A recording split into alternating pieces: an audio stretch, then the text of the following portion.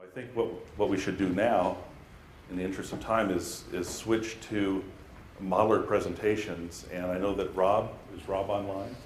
So we'd like to start with Rob, and he has a PowerPoint that he's provided, and then Kim Olson will follow up. And I don't know if we have anybody for XSIM. Okay. So who's going to answer these questions? The modelers. Oh. Yeah. And then we could have a discussion based on their answers. And Here we go. Okay, ready? Yes. So I'm going to just step through a series of slides here, answering, and each one of the slides answers the questions that were presented to the modelers. So the first question, based on the September 26th meeting, is the output from the broadband platform consistent with expectations for your method, and is there anything in the simulations that stand out as problematic? So my response is that the results that were shown at the September 26th meeting are consistent with what my expectations for the performance of Graves and Batarka methodology. The primary concern that I have is, and this relates a little bit to the long periods situation we were talking about before, but with the Graves and Batarka methodology, the recommendation is to use magnitude area scaling based on Leonard, 2010. And unfortunately, this, as we were going through the validation, that relation was not strictly followed. And so in my response here, I kind of described some details, but just briefly, my summary would be that for the Loma Prieta case, I think this is the most severe situation where I would recommend using a larger down-dip width for that particular event. And I think the result is that it will improve the fit to the observed motions at the longer periods. 1 second and larger, and in particular maybe even at 3 or 4 or 5 second period. I think moving forward, for any of the simulations that are run with this methodology, I would strongly recommend that the Leonard scaling relation is used. Let's see, what else do I have on here? So there, and this is actually being tested, but I guess because the versions are locked for Swift, then any modifications to the methodology would not be incorporated. The last thing, I just want to note that there are other possible factors that might influence the longer periods. Rob, I'm sorry to cut in quick. I had just a quick question. Okay, sure. So this is Doug Drager on the TI team. So if so for Loma Prieta, the MW is 6.9, and the rule that you have, I thought, was 7.1. So in this case, you're arguing for using a thicker fault for Loma Prieta. It would certainly benefit the Landers scenario. But I was just wondering about that. Like, yeah, so what's the minimum magnitude where we would need to apply the thicker fault width? Right. Yeah, that's a good question. Strictly speaking, the Leonard relation, if you have a magnitude and you do not have information about the fault length or width, the first step would be to use the Leonard relations to estimate the fault length and area, and then from that you would get the width. However, for I think many of these validation events, we might have a pretty good idea of what the rupture length is. Loma Prieta is a little bit more uncertain, I guess, because it actually didn't rupture to the surface. So the numbers that I've put here, if the length for Loma Prieta is constrained to be 40 kilometers, magnitude, then the 22 kilometers that I get is based on the Leonard magnitude area scaling. Okay, so that 22 is just falls out from that constraint that it's 40 kilometers long. Okay, yeah, I understand that. Okay. The alternative would be to say, well, we don't know the length even, and then go through that whole process. Okay, so and then just at the very bottom here, I think there are even some other factors, in addition to say rupture width and that are going to affect the longer period. I would say that this is an area that really needs to be looked at. Obviously, much broader than these projects that we're working on here. But for example, how much moment is released in say the long tail of a slip function? Our strong motion recordings wouldn't see that. Maybe it's seen teleseismically, but we don't really know the details of where that's coming from in the fall. There also may be other factors, off-fault damage or plasticity, that consume energy, so it's not radiated in particular frequency bands, and so what we see teleseismically may not be the same energy that's seen in the strong motion recording. So, the caveat here is that our methodology has a particular way of handling this, but there are certainly other alternatives and options, and it's an area that needs to be researched. Okay. Try to go through here a little bit quicker. Second question. Can the model be applied to both surface and buried ruptures? Answer to that is yes.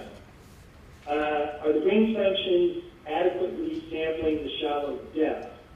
So the Green's functions that we use at low frequencies, they're computed with a frequency wave number technique for the specified 1D velocity structure. And we sample at discrete depths and distances. So the computational, the numerical scheme has a singularity at zero depth or zero distance.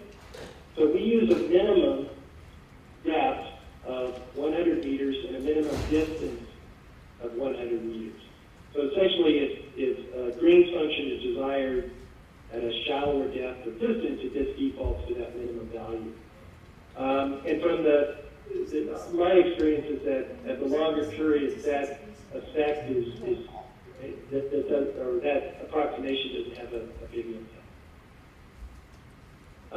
Another question, or the second question, how is the source modified in the top few kilometers? For example, rise time, rupture velocity, etc.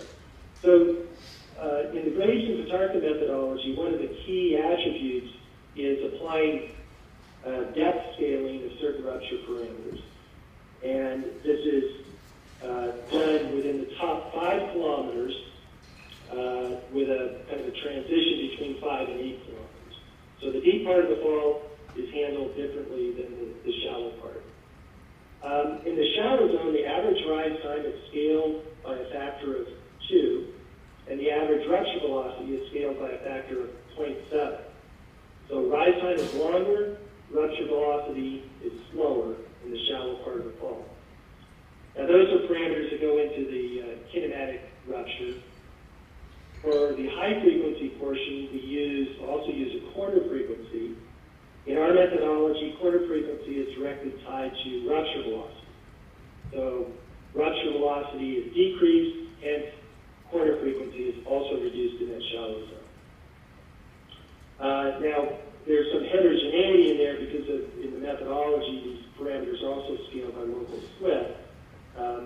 So the exact value at a particular point is going to be variable based on these other conditions. Now, this is applied just as a function of depth. So if you have a very shallow fault, and say with a very low dip angle, and it's entirely within the top 5 kilometers, this parameterization will be applied to that entire fault. And then, let's see, last note here. Oh, yeah, in terms of modifications or refinements of methodology, we're actually working on including a similar type of weak zone at the bottom part of the fault as the rupture goes from the brittle to plastic zone along the deep crust. Rob, this Yeah. is Doug Drager, TI team. So I realize that for a large fault, one that's shallowly dipping, that's entirely contained shallower than 5 kilometers, that there aren't any cases. But do you think there's a possibility that we could inform on the suitability of this looking at smaller events? That, in other words, is there any evidence of systematically lower corner frequencies for very shallow events? Yeah, there have been. Well, I would say it's being debated. So there are studies. I think there was a study by Hardebeck looking at events, I believe, in the Bay Area, smaller events, and found that there is a depth dependence in the corner frequency of those events, such that, say similar magnitude, the corner frequency decreases as it becomes shallower. My recollection also is that there may be some work done by Peter Shearer that suggests a similar type of trend.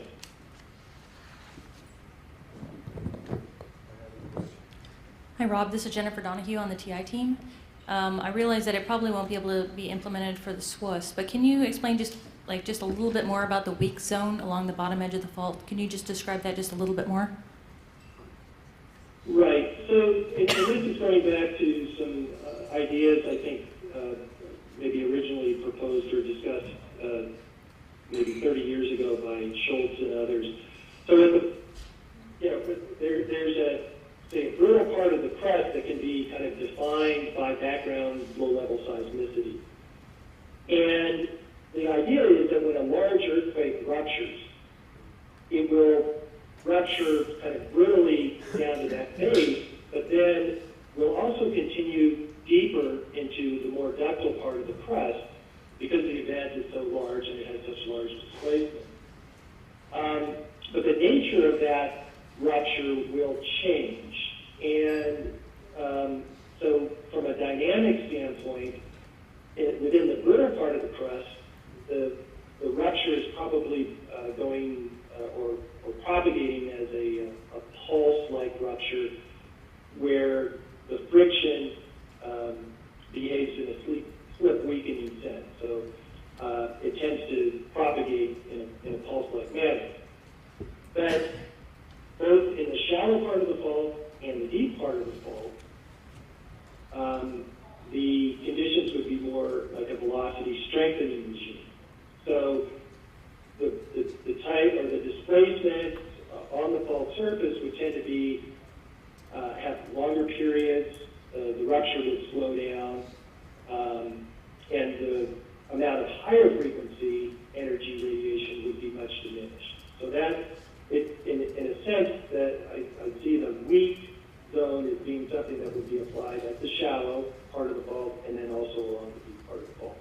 And this was an idea, I believe Brad Agard had done this in simulations for some of the Bay Area scenarios, maybe the San Andreas or Hayward scenarios. Okay? Yeah, thanks. Maybe we should go on to,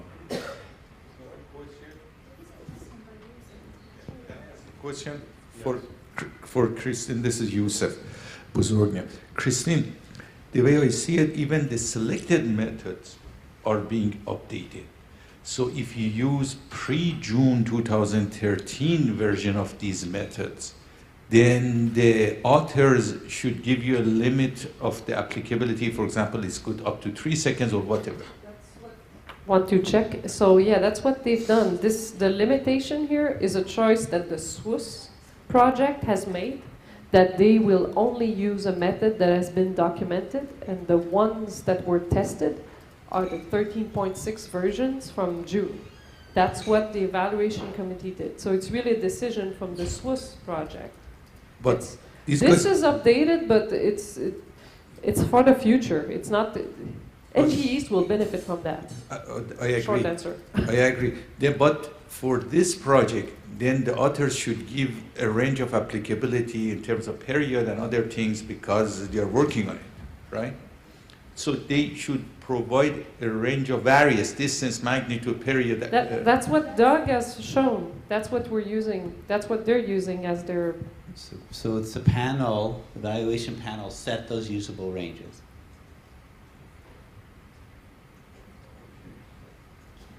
So we first ask the modelers what they think are the usable ranges and what is their reason, and then the panel basically sat as a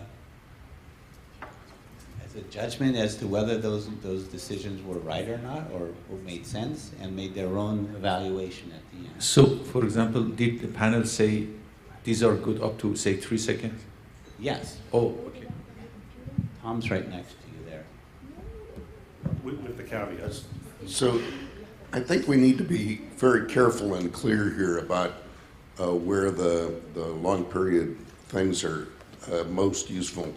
If a geologist goes out and says some fault, he sees 7 meters of slip on some fault by looking at offset things, and you want to have some idea of how big the long periods are, if you make a synthetic in close, it better have a net offset of 7 meters, and the displacements of the ground dynamically are probably going to be in the range of 4 to 6 meters, depending on the geometry of the system. And if they don't, I mean, it's not because there's something wrong with the physics.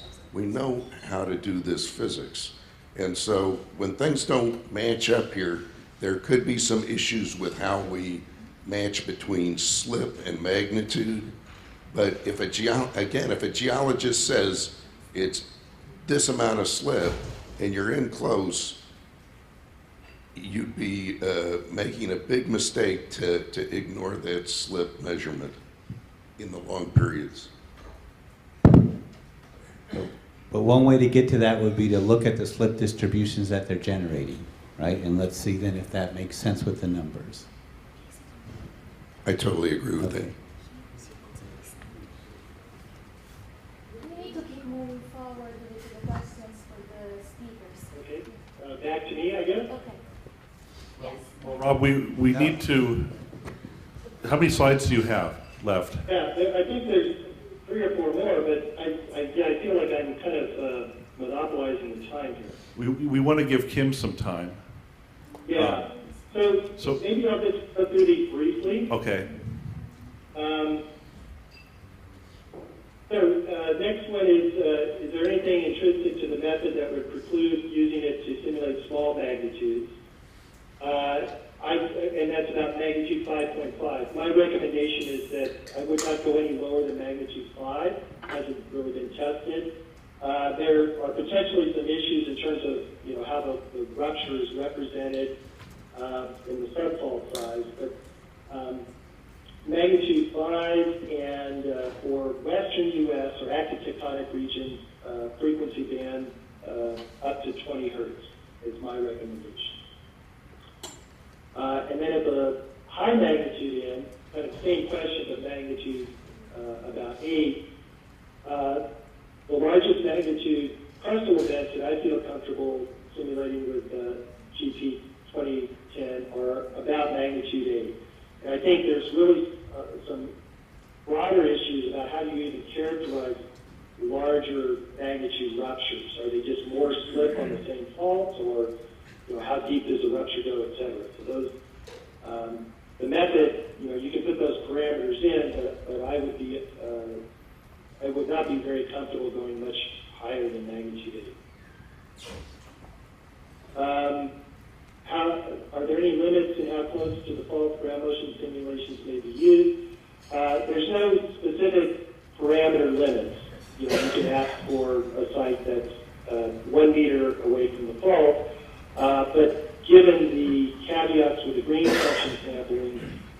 nominally, there's, the closest Greens function will be about 100 meters distance.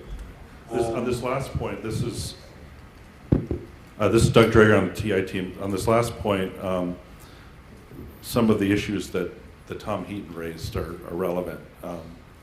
So in the limit, as you're going into the fault zone, then is the static offset from the simulation method consistent with the slip, the local slip? That's something that the platform hasn't produced yet, but it might be something in future versions to incorporate as a metric. Yes, and theoretically, the static should be included in the FK Greens function. You're right, we haven't really looked at that systematically on the platform. I've looked at it in various other cases. My sense would be that it is in there correctly, but it should be examined in a more systematic way. Okay, so I think this might be the last one. How is kappa incorporated into the simulation? So kappa, for our methodology, is used only in the high frequency portion, so that's above 1 hertz, and it's done kind of in the traditional manner using an exponential operator based on the work of Anderson and John Anderson and Sue Huff. And we just apply this to the Fourier amplitude spectrum. For the active regions, we just used a constant kappa of 0.04. And that's it. So there's just a few references. So, Thank you, Rob.